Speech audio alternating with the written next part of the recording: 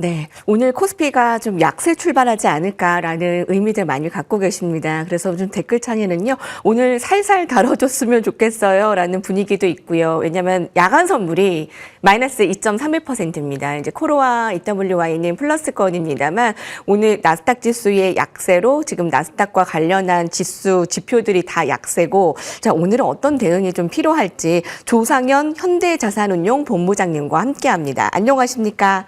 안녕하세요. 네, 자, 오늘 미국장의 반도체 중심으로 나스닥 중심으로의 하락인데요. 오늘 한국 시장 먼저 전망을 좀 해볼까요?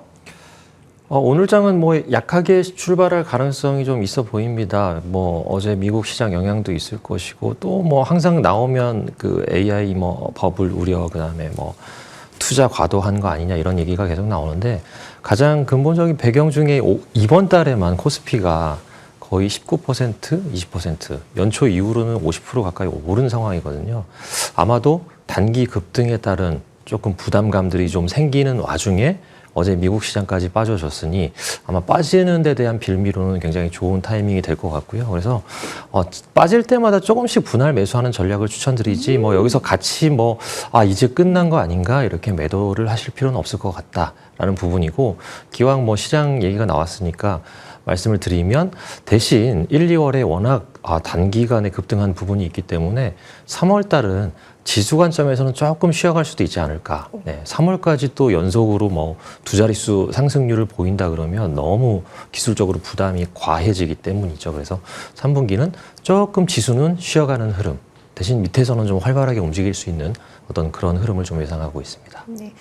그렇지 않아도 코스피는 단기 급등에 대한 불안감이 있었던 와중에 하락 빌미를 제공하는, 근데 뉴욕 증시도 딱 조금 하락세를 보이면서 마침 이제 쉬어간다 이렇게 인식을 하면 되겠네요. 그리고 네, 3월 맞습니다. 증시를 미리 말씀해 주셨는데 지수는 조금 쉬어가기 네, 그럴 때문에 가능성이 좀 있어 보여요. 네, 그 쉬어갈 때 네. 매수 전략을 주셨거든요. 네. 앞서서. 네. 자, 그러면 SK하이닉스, 삼성전자 지금 여력 있으신 분들은 더 사야 되는 건지 궁금합니다. 최근에 SK하이닉스가 마이크론 시총을 제쳤고요.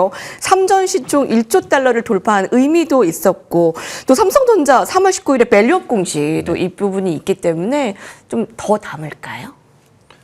이거는 제가 예전부터 말씀을 계속 드리는 부분인데, 반도체 업황은 지금 예전에 저희가 이제 슈퍼 사이클 이런 얘기 많이 했잖아요. 근데 지금은 거의 뭐 메가 사이클? 하여튼 저도 본 적 없는 사이클에 진입을 했습니다. 이 사이클이 어떤 의미이냐?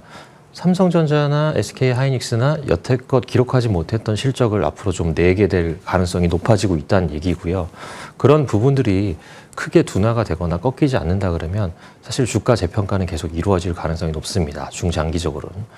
현재는 물론 단기간에 상당 부분 재평가가 이루어지고 주가 상승이 이루어지긴 했지만 아직까지 두 반도체 업체가 낼 수 있는 이익의 규모치 대비해서는 상당히 덜 오른 부분이 있다. 라는 관점이고요. 물론 주구장창 오를 수만 없기 때문에 중간중간 조정세는 나올 수 있는데 일단 이 두 기업의 펀더멘탈, 즉 이익의 방향성만 보고 투자를 하신다 그러면 분할 떨어질 때마다 매수를 해서 포지션을 늘리시는 부분은 충분히 추천드릴 수 있을 것 같습니다. 중간중간 조정이 있을 수 있고 그렇지만 이익의 방향성을 본다면 지금 주가는 상향 쪽으로 바라보는 게 맞다. 계속 저희가 또 계속 점검을 하는데 그때까지는 또 보유 매수 쪽으로 생각을 하면 되겠습니다. 그 엔비디아에 대해서 이제 실적 발표 나온 부분에 LG전자가 갑자기 수혜주로 부각이 됐습니다. 땡큐 젠슨 황이라고 해서 피지컬 AI 협력 기대의 상승. 자, 이제 LG전자도 관심 더 어느 정도로 둬야 되는지 궁금한데요.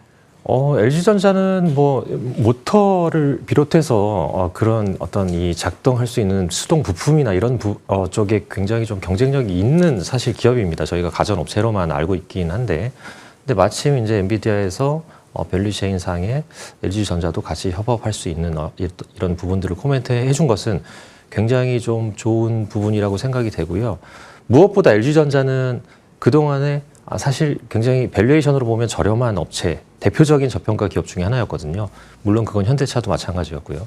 근데 최근에 현대차의 흐름을 보시면 CES에서 아틀라스가 공개가 되면서 이제 자동차 업체가 아니라 로봇 업체로 진화할 수도 있겠구나라는 관점 때문에 밸류에이션이 확 레이팅이 올라간 것이죠. 마찬가지입니다. LG전자도 가전 사업부만 영위하고 있는 그런 상황에서는 재평가가 이루어지기 힘든데 이런 어떤 LG전자도 로봇 관련한 밸류체인 기업에 속할 수도 있겠구나라고 한다 보면 이게 하나의 리레이팅의 모멘텀이 될 수 있다. 물론 제가 말씀드리는 리레이팅은 멀티플이 갑자기 막 성장한 기업처럼 발현된다라는 것이 아니라 눌려있던 밸류에이션이 정상화되는 정도의 밸류에이션은 충분히 가능하지 않을까 생각하고 있습니다. 예. 그동안 뭐 가전 쪽으로의 LG전자에서의 탈피한 이후에 이제 로봇의 밸류체인으로 좀 봐야 되는 긍정적인 시그널들이 있네요. 네. 이제 정상 범위 정도의 막 급등이라기보다는 이제 정상 범위 정도의 회복 이 정도만 네, 바라보면 맞습니다. 되겠습니다. 3차 상법 개정안 본회의 통과 이후로 이벤트가 좀 소멸된 것인가에 대한 그런 의미로 금융주가 좀 쉬어가는 모습을 보였습니다. 근데 그동안에 기대감이 워낙 컸기 때문에 단기 급등한 면이 있잖아요. 맞습니다. 그럼 이 이후의 흐름은 어떻게 예상할 수 있을까요? 일단 세론 뉴스가 나왔고 뭐 배당락도 일부 기업들은 맞았기 때문에 좀 하락한 부분이 있는데 어쨌든 금융주들 특히 이제 증권업을 중심으로 해서는 올해 이 개선세가 굉장히 가파르기 때문에 결국에 이런 어떤 정책 모멘텀이 종료가 됐다고 할지라도 이제부터는 이익을 보고 주가가 좀 반응하는 그런 국면에 접어들 것으로 보여지고요. 그래서 이제 3차 상법 개정안 모멘텀만 보고 투자하셨던 분들은 사실 더 이상 금융주를 투자하실 니즈가 없겠지만 나는 그래도 금융업의 이익을 보고 상당 부분 가고 싶다 그러면 선별적으로 금융주 내에서도 이익 개선 폭이 좀 많이 크고 탄탄한 성장성을 좀 갖추고 있을 것으로 예상되는 기업들을 선별적으로 투자하시는 부분은 지금도 충분히 유효할 것이다. 그리고 이렇게 기술주가 좀 흔들릴 때 네. 어차피 순환매는 계속 돌 거기 때문에 그중에 순환매 업종으로 돌 수 있는 후보 중에 하나가 또 금융주라고 좀 말씀드릴 수 있을 것 같습니다. 네, 사실 6,000P가 바꾼 금융주의 판도라고 해서 은행 보험은 조금 하락이고 증권주가 좀 크게 승승장구를 하고 있는데 기술주가 흔들릴 때 이 금융주는 분명히 기회가 될 수 있다라고 해주셨거든요. 근데 워낙 많은 이제 종목들이 있기 때문에 그 선별에 대한 기준을 어떻게 가지면 될까요? 일단 작년 대비 올해 이익이 좀 많이 늘어야 되고요. 네. 내년도 이익 전망이 괜찮아야 됩니다. 이게 굉장히 단순한 얘기인데 그래서 이익을 계속 말씀드리는데 이익이 감소하지만 않고 증가할 것으로 예상이 된다. 게다가 그 밸류업 정책을 포함한 주주 환원 정책의 어떤 재고가 기대가 된다. 이런 부분이면 더 금상첨화겠죠. 예. 예.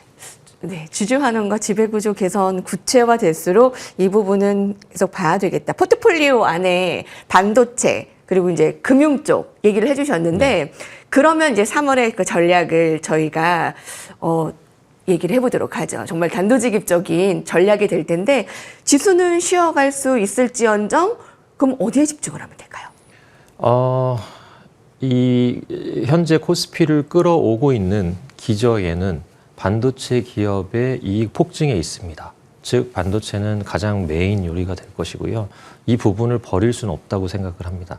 하지만 반도체가 끌어올린 코스피 덕분에 낙수 효과가 발생을 하면서 여타 업종이나 종목에 대한 관심도 같이 올라가고 주가 상승에 동참하고 있는 형국인데 그렇게 보면 사실 조방원 같은 경우는 작년에 워낙 좋았고 올해는 상대적으로는 좀 약하긴 한데 이렇게 순환매가 도는 타이밍에서는 언제든지 트레이딩 기회가 발생할 수 있는 펀더멘탈은 아직 갖추고 있기 때문에 조방원을 포함해서 화학이랄지 턴어라운드 관점에서 보면 화학이랄지 유통이랄지 유틸리티 금융도 마찬가지일 거고요.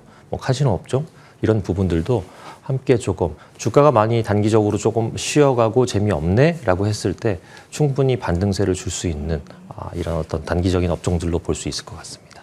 코스피가 쉬어갈 때 그 기회가 또 코스닥으로 또 올까요? 그 부분도 되게 궁금해하시잖아요. 네, 그 부분 충분히 가능하고요. 코스닥 정책에 대한 기대감이 여전히 남아있기 때문에 코스피에서 잠깐 차익 실현 내지는 이런 어떤 유동성들 잠깐 나오는 유동성들이 코스닥 시장으로 충분히 넘어갈 수 있다고 보여지고 거기에는 또 마찬가지로 바이오랄지 2차 전지랄지 그다음에 반도체 소부장, IT 부품들 이런 쪽의 업종들에 대한 어떤 순환매 기회는 여전히 3월에도 유효할 것이다라고 좀 보여집니다. 예, 이제 코스피는 반도체를 메인으로 가지고 가되 조방원 그리고 화학, 유통, 유틸리티, 카지노 쪽을 순환매로 보셨고요. 예, 코스닥 쪽에는 2차 전지 그리고 이제 소부장 쪽에 이제 순환매를 기억을 합니다.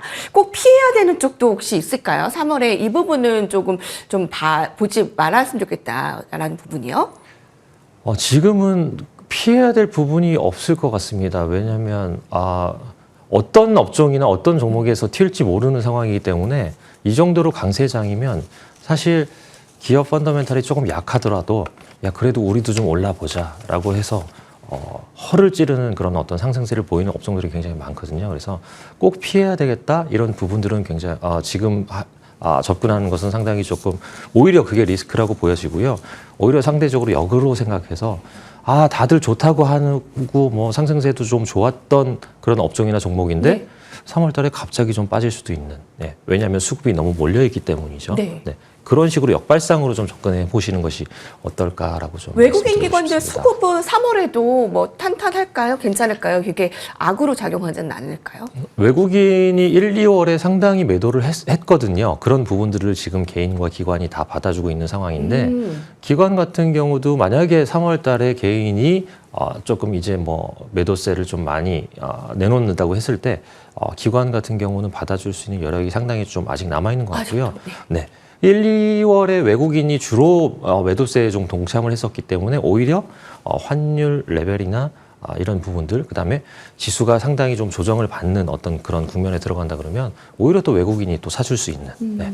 그래서 지금은 특별하게 특정 주체에 의해서 시장이 하락할 수 있는 어떤 뭐 빌미가 된다거나 이럴 가능성은 좀 낮아 보입니다.